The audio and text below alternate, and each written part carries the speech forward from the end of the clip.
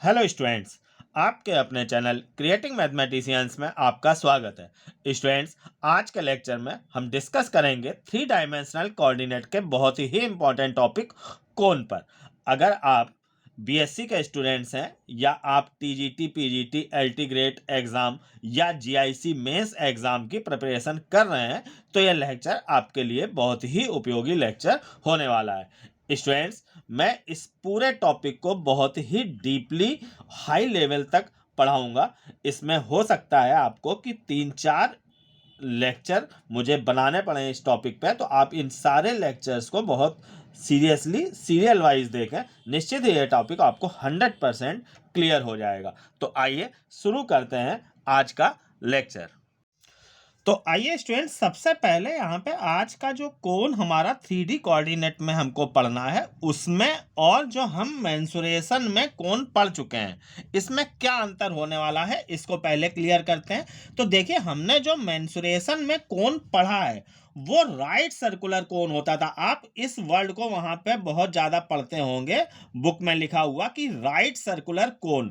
Right circular कोण का मतलब क्या होता था कि ये जो हमारा बेस है इसको बेस कर्व बोला जाता है। ये एक सर्किल होता था और ये पॉइंट जो है ये हमारा वर्टेक्स है। इससे इसके सर्किल के सेंटर को जब हम मिलाते थे तो ये लाइन जो होती थी ये एक्सेस कहलाती थी, और ये एंगल जो है वो हमारा 90 डिग्री होता है। तो ये राइट सर्कुलर कोन होता था। इस लाइन को हम जनरेटर बोलते हैं।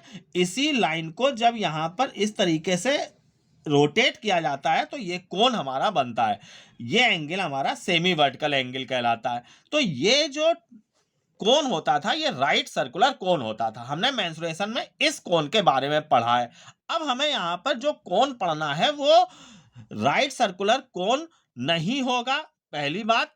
और ये भी हो सकता है कि ये जो हमारा बेस कर्व मिल रहा है वो सर्किल ना होके इलिप्स या कोई और कर्व भी हो जाए। इसको आप कुछ फिगर से समझिए। जैसे कि हमारा ये मान लेते हैं हम, ये बेस कर्व जो है वो सर्किल ही है, बट वर्टेक्स जैसे ये है। तो अगर हम इसको इस तरीके से मिलाते हैं तो आप यहां पर गौर करिए कि ये जो हमें कोण मिल रहा है ये सर्कुलर कोण तो है, लेकिन ये राइट सर्कुलर कोण नहीं होगा।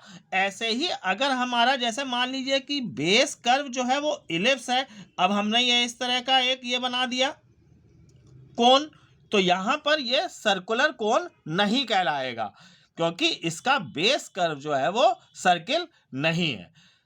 ऐसे ही यहां पर कंडीशन ये भी हो सकती है कि जैसे इन तीनों फिगर में आपने देखा, इसमें सर्कुलर बेस था, इसमें भी सर्कुलर बेस था, लेकिन इसमें सर्कुलर बेस नहीं था, इलिप्स था। लेकिन जो भी बेस थे वो 2 डायमेंशन थे।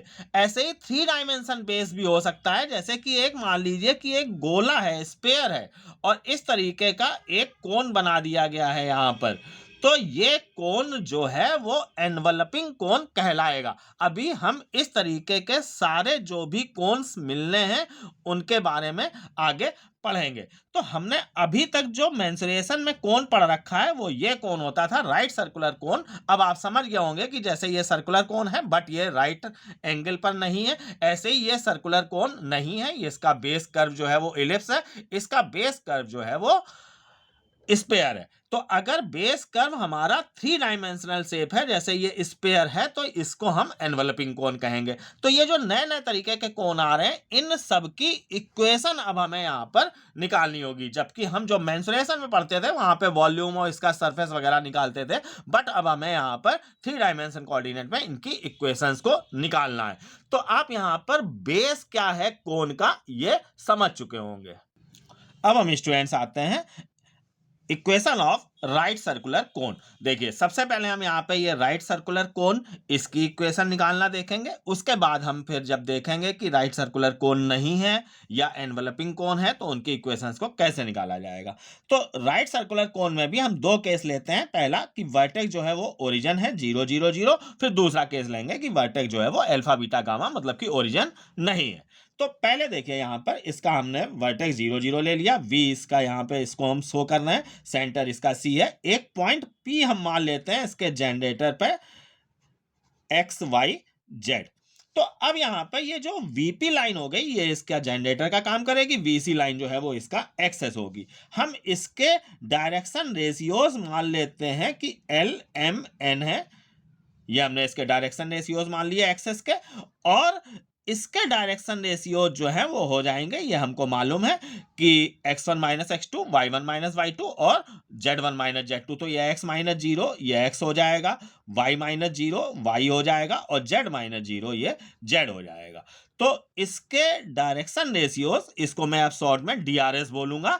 DRS जो है वो जनरेटर के एक्स वाई जेड हो गए, लिख देता हूं मैं ये DRS of line VP। VP मतलब कि जनरेटर, इसके यहां पर एक्स वाई जेड है यहां पे, और DRS ऑफ लाइन VC यानी कि एक्सेस, इसके हमने मान लिए कि LMN है। अब यहां पर देखिए इन दोनों लाइंस के बीच का एंगल थीटा है, तो ये कॉस थीटा, हमने 3 डायमेंशन में फार्मूला पढ़ा है, कॉस थीटा इक्वल टू, अगर हम A1 B1 C1 और A2 B2 C2 इनको माने DRS, तो फार्मूला है A1 A2 plus B1 B2 plus C1 C2 upon under root A1 square plus B1 square plus C1 square into under root A2 square plus B2 square plus C2 square. अब हम यहाँ पर इसमें value रख देते हैं, ये हमारा एक्स वाई जेड मान लेते हैं A1 B1 C1 है और ये LMN A2 B2 C2 है। तो अब हम यहाँ पर इनका मल्टीप्लाई कर देंगे, तो इस तरीके से ये LX plus MY plus NZ आ जाएगा, अपॉन में under root L square plus M square plus N square, केवल आप यहाँ पे इनकी वैल्यूज रख दीजिए, into under root X square plus Y square plus Z square आ जाएगा। अब हम यहाँ पर इसको इधर ट्रांसफर कर देते हैं और दोनों ओर का स्क्वायर कर देते हैं ये रूट हटाने के लिए, तो हमको इस कोण की इक्वेशन मिल जाएगी। देखिए ये इधर आ गया और स्क्वायर भी कर दिया, तो ये हमको मिल जाएगा LX plus MY plus NZ का होल स्क्वायर, इसका स्क्वायर हो गया, दिस इधर आ गया ये, और इनका भी स्क्वायर, रूट हट जाएगा ये, तो ये L square plus M square plus N square into X square plus Y square plus Z square cos square theta. तो इस तरीके से हमको यहां पर एक इक्वेशन प्राप्त हुई जो कि इस कोण की इक्वेशन होगी, जिसका कि वर्टेक्स जो है वो 0 0 0 है। अब स्टूडेंट्स देखिए यहां पर जब हमारा वर्टेक्स 0 0 0 था, तो जो कोण की इक्वेशन हमको यहाँ पे प्राप्त हुई है, उसमें अगर आप गौर करें तो हमको एक्स स्क्वायर वाई स्क्वायर और जेड स्क्वायर के टर्म मिलेंगे, जब हम इसका स्क्वायर कर देंगे, और X into Y, Y into Z और जेड इंटू एक्स के टर्म मिलेंगे।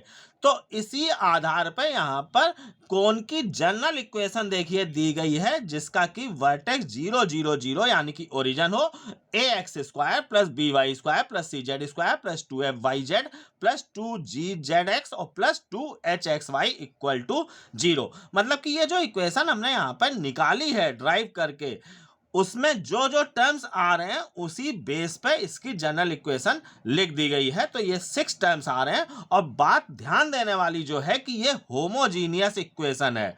होमोजीनियस इक्वेशन आप समझते होंगे सेकंड ऑर्डर की, जिसमें कि सारे टर्म जो हैं वो एक ही ऑर्डर के हों, जैसे इसमें सारे टर्म जो हैं वो सेकंड ऑर्डर के हैं। देखिए X square Y square Z square ये सेकंड ऑर्डर टर्म है, जेड इंटू एक्स ये भी second order, Y into Z ये भी सेकंड टर्म, और एक्स इंटू वाई ये भी सेकंड टर्म। तो ये होमोजीनियस इक्वेशन कहलाती है। तो आप इस बात को विशेष ध्यान रखिए, जो कि क्वेश्चन में बहुत ज्यादा यूज होने वाली है, कि अगर कोई भी सेकंड ऑर्डर की होमोजीनियस इक्वेशन है तो वो निश्चित रूप से कोण की होगी, वो भी ऐसे कोण की जिसका कि वर्टेक्स जो है वो ओरिजिन है। स्टूडेंट्स अब हम देखते हैं ऐसे राइट सर्कुलर कोण की इक्वेशन जिसका कि वर्टेक्स जो है वो ओरिजिन मतलब 0 0 0 ना होके अल्फा बीटा गामा है। तो देखिए यहाँ पे अब अंतर क्या आ जाएगा, ये एक्सेस वही है, हमने इसके डायरेक्शन रेशियो LMN मान लिए, और वर्टेक्स यहाँ पे अल्फा बीटा गामा हो गया, और एक पॉइंट हमने यहाँ पे एक्स वाई जेड मान लिया। तो अब हम जब यहाँ पर इसके डायरेक्शन रेशियोज निकालेंगे तो ये X minus alpha, Y minus beta और जेड माइनस गामा हो जाएगा। तो अंतर क्या आया यहाँ पे, देखिए थीटा वही है जो पहले वाले डेरिवेशन में थीटा था, और एलिमेंट इस एक्सेस के DRS वही है जो पहले वाले में थे, बस यहाँ पर एक्स वाई जेड था, तो वहां पर X minus alpha, Y minus beta और जेड माइनस गामा आ गया। तो होगा क्या कि जो हमने पहले ओरिजिन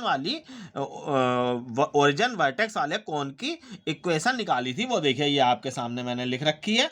इसमें हम एक्स वाई जेड की जगह जो यहाँ पर X minus alpha Y minus beta और जेड माइनस गामा आ गया है वो रिप्लेस कर देंगे, तो हमको इस अल्फा बीटा गामा वर्टेक्स वाले कोन की इक्वेशन प्राप्त हो जाएगी। तो देखिए ये इक्वेशन थी जो अभी पहले हम ड्राइव करके लाए थे। इसमें देखिए ये L X plus M Y plus N Z है, इसमें एक्स वाई जेड की जगह एक्स माइनस अल्फा, देखिए ये आ गई X L X minus alpha M Y minus beta N Z minus gamma का होल स्क्वायर, यहाँ पे स्क्वायर नहीं है sorry, N Z minus gamma का होल स्क्वायर यहाँ पे होगा। तो अब यहाँ पर देखिए इधर X square Y square Z square था, तो उसमें भी हमने एक्स माइनस अल्फा का स्क्वायर वाई माइनस बीटा का स्क्वायर और जेड माइनस गामा का स्क्वायर कर दिया और बाकी ये लिखा रह दिया। तो इस तरीके से ये हमको इक्वेशन प्राप्त हो जाएगी जैसे पिछले डेरिवेशन में प्राप्त हुई थी कि अगर वर्टेक्स अल्फा बीटा गामा है तो कोन की इक्वेशन क्या होगी। स्टूडेंट ये आपको डेरिवेशन करने की जरूरत नहीं पड़ेगी, लेकिन क्वेश्चंस में सेम यही काम आपको करना होगा। अगर क्वेश्चन आता है तो सेम काम आपको यही करना होगा, इसलिए मैं इनकी पूरी वर्किंग डेरिवेशंस बता देता हूं आपको, ताकि आपको ये इतने लंबे लंबे फार्मूले याद ना करने पड़े। अब अगर आप मान लीजिए क्वेश्चन आता है कि आपको ये वर्टेक्स दिया गया है और एक्सेस की इक्वेशन दी गई है, उससे आप उसके डीआरएस ले लेंगे और सेमी वर्टिकल एंगल दिया गया है, तो आप सिंपली यहाँ पर cos theta equal to A1 A2 plus B1 B2 plus C1 C2 upon जो भी फार्मूला होता है वो यूज करके आप यहाँ पर इक्वेशन निकाल सकते हैं। इतना लंबा आपको फार्मूला याद करने की जरूरत नहीं है। अब हम आते हैं इसी के जनरल इक्वेशन की जब वर्टेक्स अल्फा बीटा गामा हो। तो देखिए जनरल इक्वेशन की जैसे पीछे की मैंने जनरल इक्वेशन में बताया कि कौन कौन से टर्म यहाँ पर आ रहे हैं, उसी आधार पे हमने जनरल इक्वेशन टर्म लिखी थी। तो यहाँ पर देखिए जब हमने इसकी जनरल इक्वेशन देखी थी ओरिजिन वाले की, तो केवल यहाँ तक आ रहा था a x square b Y square c z square 2f(y)z plus 2g(z)x और plus 2h(x)y equal to 0। But यहां पर जब आप इसको एक्सपेंड करेंगे तो आपको x का टर्म, y का टर्म, z का टर्म और एक कांस्टेंट और मिलेगा। तो वो यहां पर जनरल इक्वेशन में देखिए जोड़ दिए गए हैं 2ux plus 2vy plus 2wz, मतलब एक x का, एक y का, एक z का टर्म और एक सिंगल ये कांस्टेंट का टर्म। तो इस तरीके से ये 10 टर्म होते हैं जनरल इक्वेशन में जब वर्टेक्स ओरिजिन ना हो, और जब वर्टेक्स ओरिजिन है तो यहां तक के ये 6 टर्म होते हैं। और एक बात जो विशेष बात मैंने बताई थी कि वर्टेक्स ओरिजिन है तो यहां तक के जो 6 टर्म्स हैं ये होमोजीनियस टर्म्स हैं। तो होमोजीनियस इक्वेशन है तो वर्टेक्स 0 0 होगा, और अगर वर्टेक्स 0 0 नहीं है तो उसमें ये एक्स वाई जेड के टर्म और कांस्टेंट का टर्म और बढ़ जाएगा। इन बातों को आप विशेष ध्यान दीजिए। अब हम स्टूडेंट्स आते हैं, बहुत ही इंपॉर्टेंट आगे का मैटर होगा हमारा। अभी तक जैसे मैं इक्वेशंस निकालना बता रहा था, अब यहाँ पर कुछ छोटी छोटी बातें, कुछ कंडीशंस हैं जिनके ऊपर बहुत ऑब्जेक्टिव क्वेश्चंस बनते हैं बहुत ज़्यादा, तो आप इन बातों को समझिएगा। अब देखिए क्या है कि equation of cone when Z axis is the axis of cone, मतलब कि जब जेड एक्सेस जो है वो एक्सेस हो कोन का, जैसे फिगर में आप देख पा रहे होंगे कि इस कोन का एक्सेस जो है वो जेड एक्सेस है और वर्टेक्स जो है वो वही ओरिजिन है। ऐसे ही अगर यहाँ पर एक्स एक्सेस जो है वो एक्सेस हो या वाई एक्सेस जो है वो कोन का एक्सेस हो, तो इन कोन की इक्वेशंस क्या होंगी, इसके ऊपर बहुत क्वेश्चन बनते हैं। तो आप देखिए यहाँ पर वर्टेक्स वही ओरिजिन है हमारा, बस एक्सेस जो है वो जेड एक्सेस हो गया है। तो जब वर्टेक्स ओरिजिन है तो इक्वेशन ये होती है, ये आपने पीछे पढ़ा। अब हम जानते हैं कि जेड एक्सेस के डीआरएस जो होते हैं वो 0 0 1 होते हैं। जेड एक्सेस के डीआरएस 0 0 1 होते हैं। ऐसे एक्स एक्सेस के 1 0 0 होते हैं, वाई एक्सेस का 0 1 0 होता है। तो जेड एक्सेस के डीआरएस मतलब कि डायरेक्शन रेशियो 0 0 1 है। यही यहाँ पर हम एलएमएन मान के चल रहे हैं, यानी कि एल और एम जो है वो यहाँ पर 0 हो जाएगा।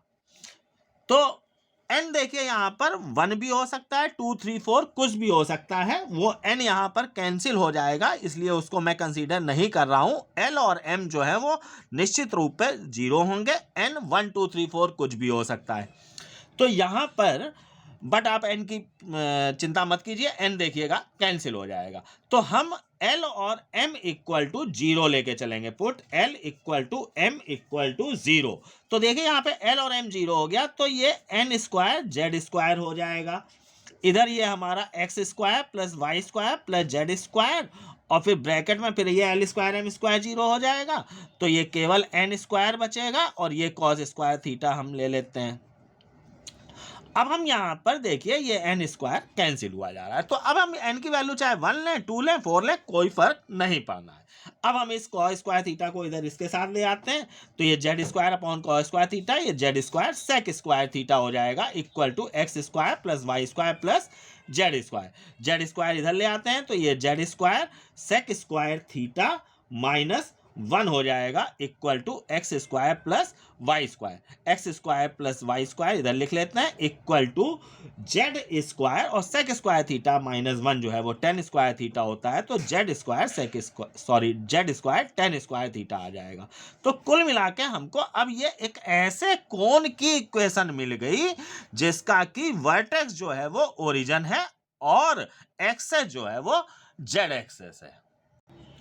अब सेम ऐसे ही देखिए कि अगर एक्सेस जो है वो एक्स एक्सेस है, तो इक्वेशन जो है ये y square plus Z square equal to x square tan square theta आ जाएगा, और अगर एक्सेस जो है वो वाई एक्सेस है, वर्टेक्स हमेशा ओरिजिन है, इस बात पे आप ध्यान दीजिएगा कि एक्सेस जो है वो अगर वाई एक्सेस है, तो equation X square plus Z square equal to Y square tan square theta हो जाएगी। बस इतना बात आप ध्यान रखिए कि अगर जेड एक्सेस है तो ये ten square theta Z square के साथ आ रहा है, और इधर एक्स स्क्वायर वाई स्क्वायर अकेले आ रहे हैं, और अगर एक्स एक्सेस जो है वो एक्सेस है, तो एक्स स्क्वायर जो है वो टेन स्क्वायर थीटा के साथ आ रहा है, वाई स्क्वायर जेड स्क्वायर साथ आ रहे हैं। फिगर आप देखिए इसका, जैसे कि एक्स एक्सेस अगर है तो इस तरीके की स्थिति है, यानी कि ये हमारा कोण है। अब इस कोण को आप समझिए कि नहीं है ये, यहाँ पर इस कोण की बात हो रही है कि एक्सेस जो है वो एक्स एक्सेस है, तो इसके डीआरएच जो है वो हम 1 0 0 होते हैं, यानी कि m और n जीरो रख देंगे। जैसे यहाँ पे l और m जीरो रखा था, आप इसमें m और n जीरो रख के देख लीजिएगा, ये इक्वेशन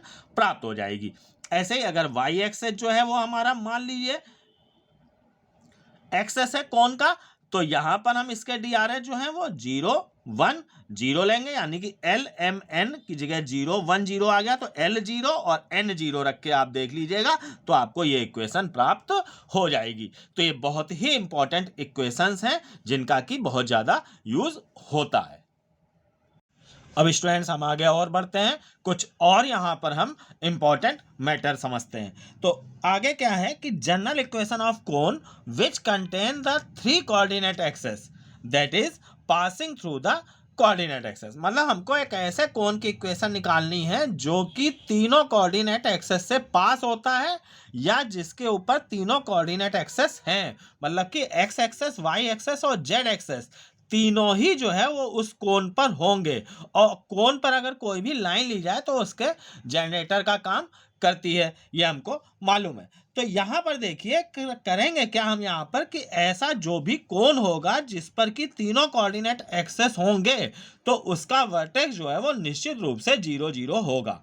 0 0 0 मतलब ओरिजिन होगा। तो हम यहाँ पर कोण की इक्वेशन ले लेते हैं, ऐसे कोण की इक्वेशन जिसका कि वर्टेक्स ओरिजिन है, ये हम पढ़ चुके हैं, ये हमने इसकी इक्वेशन ले ली। अब होता क्या है कि X axis Y axis Z axis तीनों इस कोण पर हैं, तो हम एक्स एक्सेस वाई एक्सेस और जेड एक्सेस पर कोई पॉइंट लेकर इस कोण पर सेटिस्फाई करा सकते हैं, क्योंकि एक्स वाई जेड तीनों एक्सेस अगर इस कोण पे हैं तो उनके कोई अगर हम पॉइंट लेंगे तो वो भी इस कोण पर होंगे। तो हम एक्स एक्सेस पे पॉइंट 1 0 0 ले लेते हैं, वाई एक्सेस पे 0 1 0 ले लेते हैं, और जेड एक्सेस पे 0 0 1 ये पॉइंट हम ले लेते हैं। ये हम कोण की इक्वेशन में सेटिस्फाई करा सकते हैं, क्योंकि ये पॉइंट्स जो हैं वो इस कोण पर होंगे। तो देखिए जब हम 1 0 0 यहाँ पे सेटिस्फाई कराएंगे, x की जगह देखिए हमने 1 रख दिया, तो ये a इंटू 1 a आएगा, बाकी y और z की जगह जब 0 रखेंगे तो आगे जो भी टर्म्स है सब 0 हो जाएंगे, और इधर ये हमारा 0 है, तो इस तरीके से देखिए हमको a इक्वल टू 0 मिल जाएगा। अब ऐसे ही जब हम 0 1 0 सेटिस्फाई कराएंगे तो x की जगह 0, z की जगह 0 और y की जगह 1 रखेंगे, तो यहाँ पर ये b इंटू 1 हमारा b आ जाएगा। बाकी जब x और z हम 0 रखेंगे तो बाकी सारे टर्म 0 हो जाएंगे, तो हमको b इक्वल टू 0 मिल जाएगा। सेम ऐसे ही जब हम यहाँ पे 0 0 1 को सेटिस्फाई कराएंगे तो ये c इक्वल टू हमको 0 मिल जाएगा। तो इस तरीके से a b और c तीनों की वैल्यू 0 हो जाएगी। अब हम ये इस इक्वेशन में रख देते हैं। तो यहाँ पर देखिए ये तीनों टर्म जो हैं वो हट जाएंगे, यहाँ से इतना हमको मिल जाएगा, ये इक्वेशन आ जाएगी। 2 कॉमन लेके उधर 0 की तरफ कर देंगे तो 0 आ जाएगा उधर। अब हमको ये इक्वेशन प्राप्त हो गई FYZ plus GZX plus HXY। तो ये ऐसे कोण की इक्वेशन है जो कि तीनों कोऑर्डिनेट एक्सेस को कंटेन करता है, यानी कि जिस पर तीनों कोऑर्डिनेट एक्सेस हैं। नेक्स्ट हम इंपॉर्टेंट कंडीशन पर आते हैं। Condition that A cone having 3 mutual perpendicular generators, मतलब कि हमको एक कंडीशन यहाँ पर बताई गई है जिसमें कि 3 म्यूचुअल परपेंडिकुलर जनरेटर्स कोई कोण रखता हो तो कंडीशन क्या होगी। तो इसके लिए कंडीशन है a plus B plus C equal to 0, यानी कि coefficient of X square plus coefficient of Y square plus coefficient of Z square, इनका सम जो है वो 0 होगा। ये हमने यहाँ पर भी देखा कि देखिए यहाँ पर ये कंडीशन हमने जो निकाली थी वो 3 कोऑर्डिनेट एक्सेस अगर वहां पे थे तो 3 कोऑर्डिनेट एक्सेस थे तो ए और बी सी 0 आए थे तो इनका सम भी यहाँ पर 0 आ जाएगा। बट ये कंडीशन केवल कोऑर्डिनेट एक्सेस के लिए ही नहीं है, कोई भी 3 म्यूचुअली परपेंडिकुलर जनरेटर्स हो, यहाँ पर भी ये 3 म्यूचुअली परपेंडिकुलर जनरेटर्स थे लेकिन वो कोऑर्डिनेट एक्सेस थे। और यहाँ पर क्या है कि कोऑर्डिनेट एक्सेस ना भी हो बट वो म्यूचुअली परपेंडिकुलर हो जनरेटर्स, तो भी कंडीशन यहाँ पर हमारी यही प्राप्त होती है, a plus B plus C equal to 0। इनका बहुत ज़्यादा यूज होना है आगे ऑब्जेक्टिव्स में, कैसे क्या इन क्वेश्चंस में इन कंडीशंस का यूज करेंगे ये आप क्वेश्चंस में देखिएगा। अब स्टूडेंट्स आगे देखिए एक और बहुत इंपॉर्टेंट कंडीशन, जैसे कि कोई आपको यहाँ पर देखिए general equation of second degree दी गई है, ये ax square b Y square c z square, इस तरह से ये पूरी जो है वो एक general equation of second degree है। अब ये इक्वेशन जो है वो स्फीयर को भी रिप्रेजेंट कर सकती है, कोन को भी रिप्रेजेंट कर सकती है और सिलेंडर को भी रिप्रेजेंट कर सकती है। तो अलग अलग कंडीशंस पर यही इक्वेशन जो है वो अलग अलग शेप को रिप्रेजेंट करेगी। तो अब इस टाइप की अगर कोई इक्वेशन दी गई है तो वो कोन को रिप्रेजेंट कब करेगी उसके लिए कंडीशन है, देखिए एक 4 इंटू 4 की यहाँ पे फोर्थ ऑर्डर की एक डिटर्मिनेंट बनाई गई है जिसमें कि ये सारे कॉफिशिएंट्स यहाँ पर लिए गए हैं। तो देखिए यहाँ पे जो इसका लीडिंग डायगोनल है ये विशेष ध्यान रखिए, वैसे आपके सामने कंडीशन तो लिखी है, मैं थोड़ा सा इसको याद रखने में आपको सुविधा हो कुछ बातें बता रहा हूँ। ए बी सी डी देखिए ये इसका लीडिंग डायगोनल है, बाकी इधर देखिए आप यू वी डब्ल्यू लिख दीजिए और इधर ये यू वी डब्ल्यू लिख दीजिए, बाकी ये एफ जी एच, इस तरीके से आप इसको याद रख सकते हैं। Leading diagonal A B C D है, इधर ये लास्ट रो जो है वो यू डी वी डब्ल्यू और last column U V W, ये सेम हो गया यहाँ पे, और ये इधर यहाँ शुरू किया एफ जी एच और ऐसे ही एफ जी एच लिख लिया। तो यहाँ पर ये कंडीशन हमको मिल जाती है इस बात की कि अगर इस टाइप की कोई भी सेकंड ऑर्डर की इक्वेशन दी गई है तो वो कोन को रिप्रेजेंट करेगी। बाकी इसके ऊपर क्वेश्चंस आप जो भी यहाँ पर ये कंडीशंस देख रहे हैं इन सब के ऊपर मैं क्वेश्चंस जो हैं वो नेक्स्ट वीडियोस में आपको उपलब्ध कराऊंगा। अब स्टूडेंट्स देखिए एक बहुत ही इंपॉर्टेंट रिजल्ट है कि direction ratios of the generators of cone satisfy the equation of cone, मतलब कि जो जनरेटर्स के डायरेक्शन रेशियोज होंगे वो उसकी इक्वेशन को सेटिस्फाई करेंगे। तो इसकी प्रूविंग 2 लाइन की है, 3 लाइन की मैं आपको बता देता हूं वरना आप इस रिजल्ट को याद रखिएगा। तो देखिए यहाँ पे इसके जनरेटर ये है हमारा, इसके हम DRS LMN मान लेते हैं। तो इसकी इक्वेशन जो है वो देखिए होती है x minus x1 x1 y1 z1, ये 0 0 से पास हो रहा है जनरेटर, तो x माइनस x1 ये 0 x minus 0 upon l equal to y minus 0 upon m equal to z minus 0 upon n, ये हो जाएगी। अब अगर हम इस जनरेटर पे कोई पॉइंट लेना चाहते हैं तो हम इसको इक्वल टू लैम्डा आर या के बराबर लिख लेते हैं। इससे हमको एक्स वाई जेड की वैल्यू जो एनी पॉइंट जो मिल जाएगा, ये पॉइंट लेने का सिस्टम आप स्ट्रेट लाइन पे जानते होंगे, ये हमको मिल जाएगा। दिस इक्वल टू दिस रखेंगे तो X equal to lambda L, this equal to this तो m लैम्डा और ऐसे n लैम्डा, ये हमको यहाँ पर पॉइंट मिल जाएगा। अब हम इस पॉइंट को जो हमारी इस कोण की इक्वेशन है जिसका कि वर्टेक्स 0 0 है, वो देखिए ax square plus by square plus cz square plus 2fyz plus 2gzx plus 2hxy ये है। इस पे हम इसको सेटिस्फाई करा देते हैं तो देखिए ए एक्स स्क्वायर ये हो जाएगा हमारा lambda square L square plus B Y square ये हो जाएगा lambda square M square plus ऐसे ही अब हम यहाँ पे एक्स वाई जेड की जगह ये पूरा इसमें रिप्लेस कर देते हैं तो ये c lambda square n square plus 2f lambda m into lambda n हो जाएगा 2g lambda n into lambda l हो जाएगा plus 2h lambda l into lambda m equal to 0 हो जाएगा। अब इसमें देखिए सब में आपको लैम्डा स्क्वायर कॉमन दिख रहा होगा, कॉमन लेके उधर ले जाएंगे 0 की तरफ तो हमको यहाँ पे इक्वेशन मिल जाएगी A L square plus B M square plus C N square plus 2f plus 2gnl plus 2hlm equal to 0। तो ये जो इक्वेशन हमको प्राप्त हुई आप इसको गौर कीजिए कि ये जो हमारी कोण की इक्वेशन थी उसमें एक्स वाई जेड की जगह एल एम एन आ गया। तो देखिए यहाँ पे x की जगह यहाँ पे l आ गया एल स्क्वायर, y की जगह m आ गया, z की जगह n आ गया, यहाँ पे देखिए y z है तो m n आ गया, मतलब x y z की जगह l m n आ गया। तो हम यहाँ पे ये कह सकते हैं कि इन एलिमेंट जो इसके डीआरएस थे जनरेटर के उसने इस कोण की इक्वेशन को सेटिस्फाई किया। तो अब आपके सामने एक बहुत इंपॉर्टेंट रिजल्ट आ चुका है प्रूव होके कि डायरेक्शन रेशियोज ऑफ जनरेटर जो हैं वो कोण की इक्वेशन को सेटिस्फाई करेंगे। आप इस बात को बिल्कुल ध्यान रखिए, ये बहुत ज्यादा क्वेश्चंस में यूज होने वाली है। अब देखिए यहाँ पे इक्वेशन ऑफ एनवलपिंग कोण। एनवलपिंग कोण ये मैंने वीडियो की शुरुआत में बताया था कि ऐसा कोण जिसका कि गाइडिंग कर्व या बेस जो है वो ये सर्किल ना होके एक स्फीयर हो, इस टाइप से है।